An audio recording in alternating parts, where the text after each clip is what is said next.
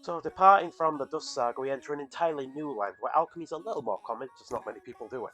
We enter the Mysterious Saga, my favourite and worst saga of the series. Stay tuned for why.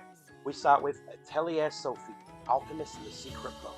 You play as the titular Sophie, living alone in an atelier, trying to follow in her grandmother's footsteps, who was also an alchemist herself. She comes across a special book that holds the spirit of an ancient alchemist called Flavour, who's lost all of her memories of what happened to her.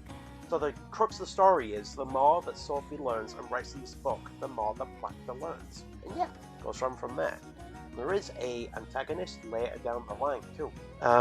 Compared to previous games, both the main and side characters are all really nice. Sophie, it might be my favourite protagonist, tied with one other. Flavour's a really nice, sage, terse girl who balances off Sophie's happy, bubbly demeanour. All the side characters, I might not even remember the names, are all really pleasant. You've got the chunky guy obsessed with plants, the holy knight, the female of the order, a really into puppets, dual blade swordsman, and a petite girl likes duplicating and is obsessed with drinking milk to grow bigger. Now Sophie does freshen up both the gameplay and the alchemy differently this time. Alchemy is more instead of just bugging things in, well, you sort of do that.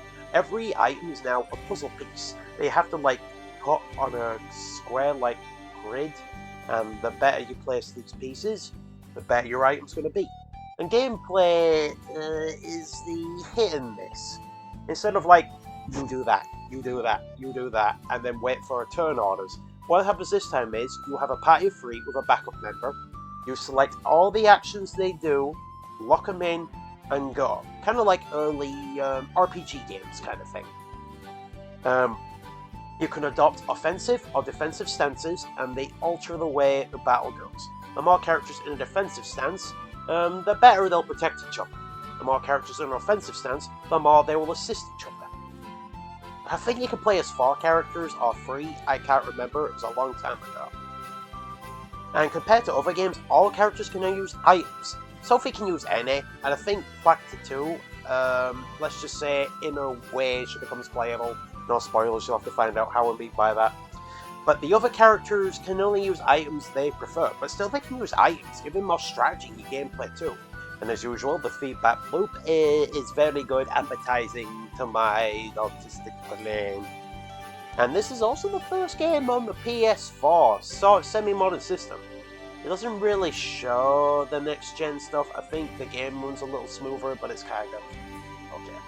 Atelier Sophie is an absolute solid game, and I do recommend playing it if no one's picked it up yet. I think it is now playable and all things. I'll get to that part in another video. But yeah, I enjoyed the alchemy, the gameplay. I can't quite remember if I liked it or not, but yeah. The characters, I do definitely remember them, are all really good and interesting, and design-wise, they look amazing, especially the Holy Knight. The illustrators really deserve a medal. And with the end of Sophie comes the next successor, and where the decline of the Mysterious Saga semi-begins.